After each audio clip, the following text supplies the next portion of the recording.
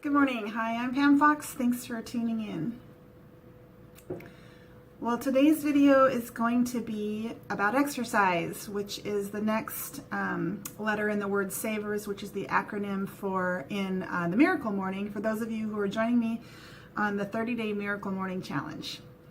So we already talked about silence, affirmations, visualizations, and today I'm going to talk about exercise. And I'm going to give 5 tips, things that have worked for me when it comes to engaging in an exercise program and becoming consistent and faithful to that exercise program. And I think most people would say that they would love to become consistent and faithful to an exercise program. And maybe a lot of you already are, and that's great. But for a lot of people, this is something that we really struggle with because we know it's good for us.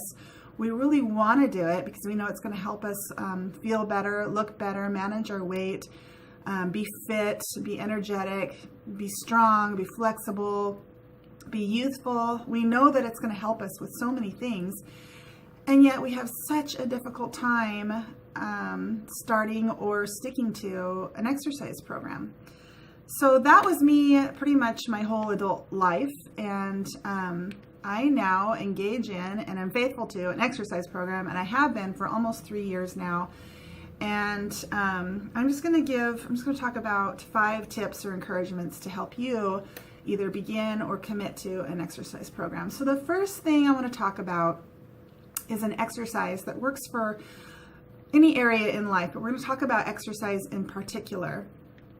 And that is to ask yourself the question, what is it that's holding me back? So you sit down and you write out every excuse that you use, every excuse, every reason that you have for not starting or not being able to stick to an exercise program. Write them out, all of them. If it comes to you, write it down.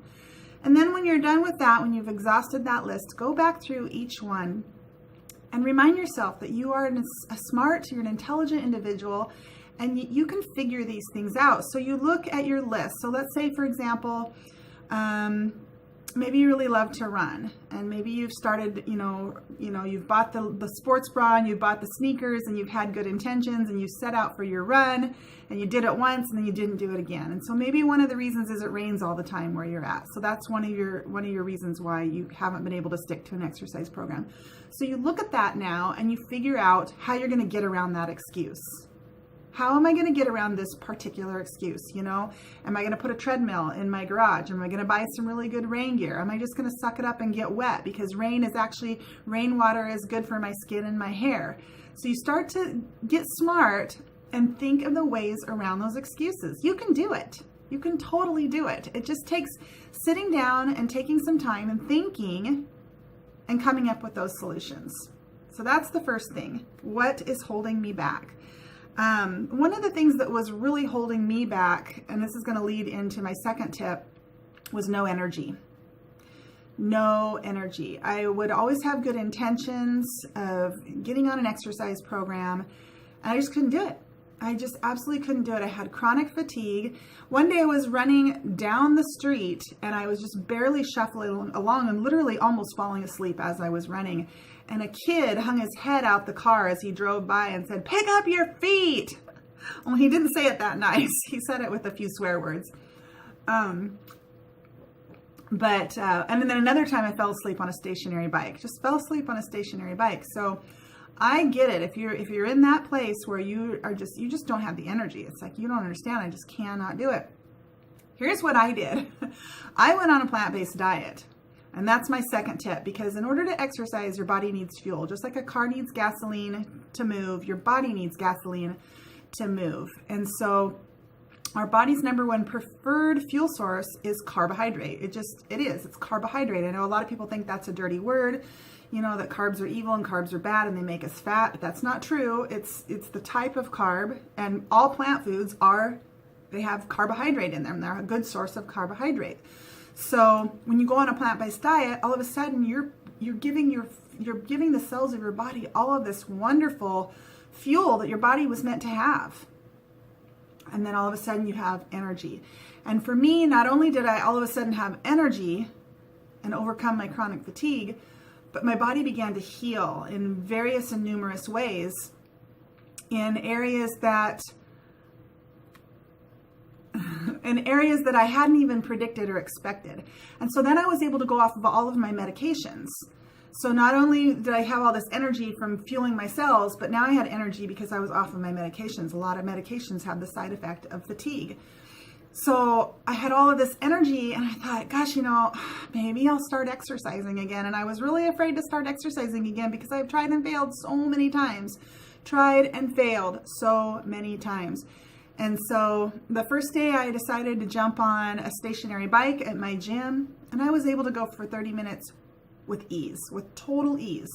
So then, a little bit of time went by and I was getting on harder machines like the elliptical trainer, and I could do 30 minutes with ease. It was simple. I mean, I wasn't like going crazy and trying to kill myself, but I could do 30 minutes, which was torture before. I would get on something like a treadmill and 2 minutes would go by and I would be so exhausted. I just would want to cry and I just couldn't do it. I'd have to get off after 5 minutes. I just couldn't do it. So if that's you, if you're listening and you suffer with chronic fatigue and you know exactly what I'm talking about, your body is probably not getting the right fuel because you're not eating enough plants. These high protein and high fat diets that are really popular right now, where you're not eating, abundant fruits and vegetables and grains and beans and nuts and seeds. And instead you're eating a lot of meat and cheese and eggs. Meat and cheese and eggs don't have any carbohydrate in them. Well, dairy has some carbohydrate in it, but if you're just eating, chicken and hard-boiled eggs and slices of cheese and things like that, you're getting little to no carbohydrate. And so you're depleting your body of that very important energy. Remember, carbohydrate is the body's #1 preferred fuel source. So you got to get out all that meat, dairy, and eggs and begin to eat an abundance of plants. And not only will you notice an increase in energy, if you are a little bit overweight or a lot overweight, you'll begin to lose weight. And exercise will become easier that way as well because you're not carrying around all that extra weight. And starting and committing to an exercise program will be so much easier with that energy. So that's #2, is get your diet in order. Plants are where it's at. I made some notes this morning. By the way, this is not pretty. This is a juice. This is about 6 or 7 apples. They're small apples, 2 oranges, and about 3 carrots. So that's why you see the separation of the colors.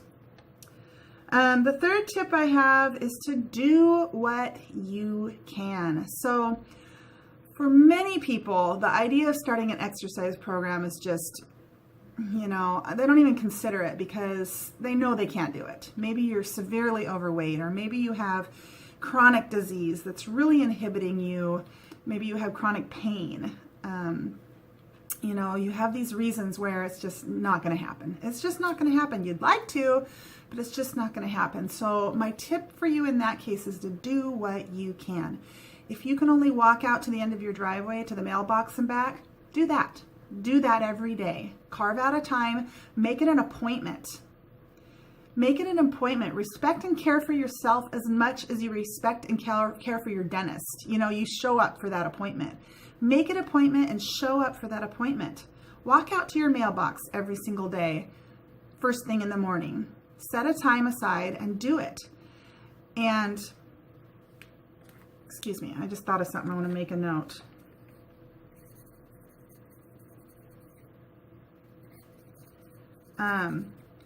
So set that aside and do that every single day. If you can't even do that, do some simple stretches, some very simple stretches. If you have to do them in your bed or on your couch because you can't get on the floor, that's okay. Do what you can. Start from there and do what you can. And that leads into my next, I knew there was another tip, so I said there were only 5, there's going to be 6.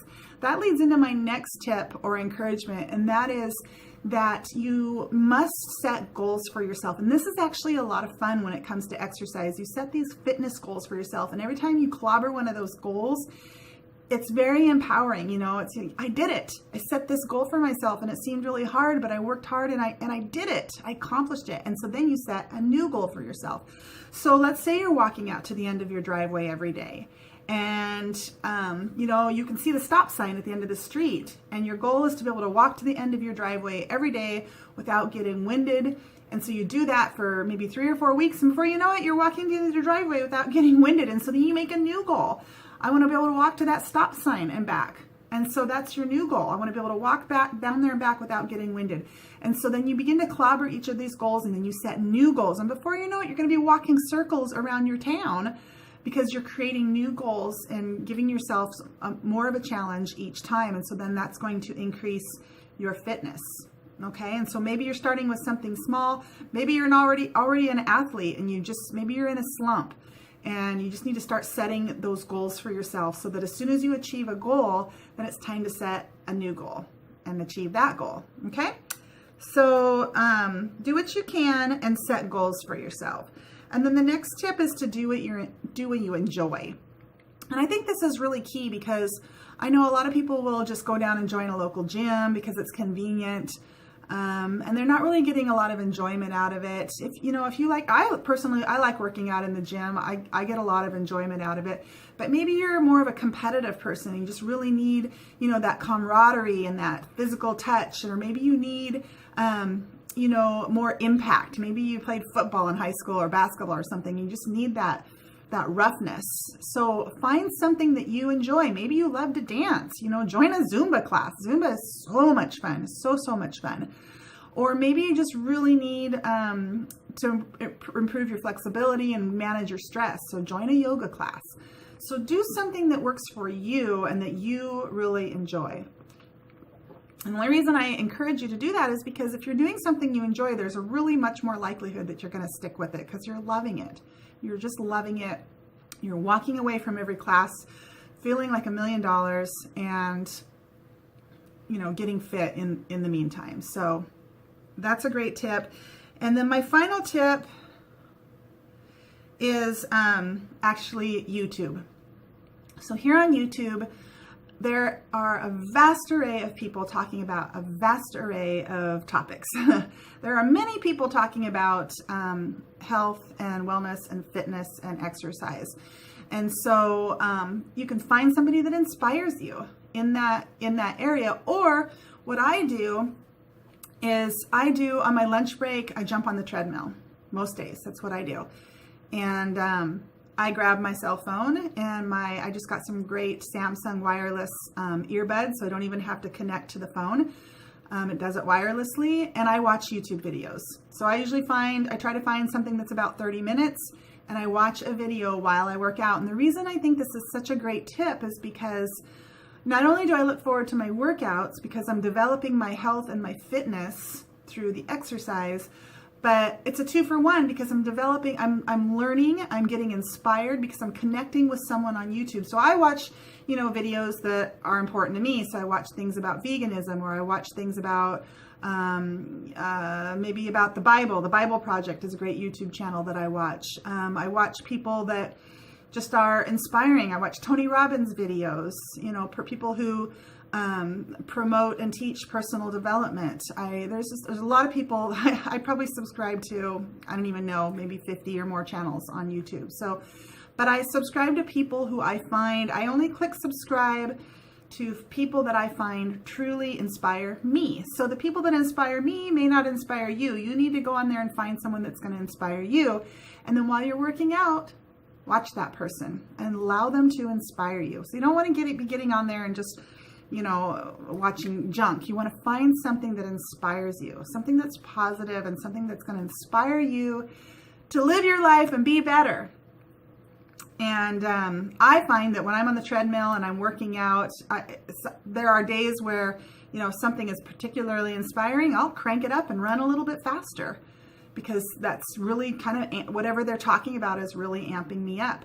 And there's also music. You can listen to music on YouTube, or you can just, have your MP3 player. That's also, if you can find some really uplifting music with a good, strong, steady beat. I find that when I run to music, oftentimes that really motivates me and gets me going as well.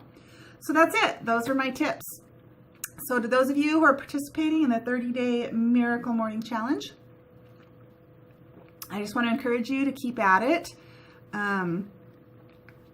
and be consistent and don't give up. I know that when I first started my first 30 days, I felt amazing like the first 2 or 3 weeks, and then I kind of fell into a slump and I wasn't really into it anymore. Like everything in life, you know, it's great in the beginning and then you kind of, but I've kept with it. Now, I don't do the Miracle Morning 7 days a week. Some people are hardcore and they do.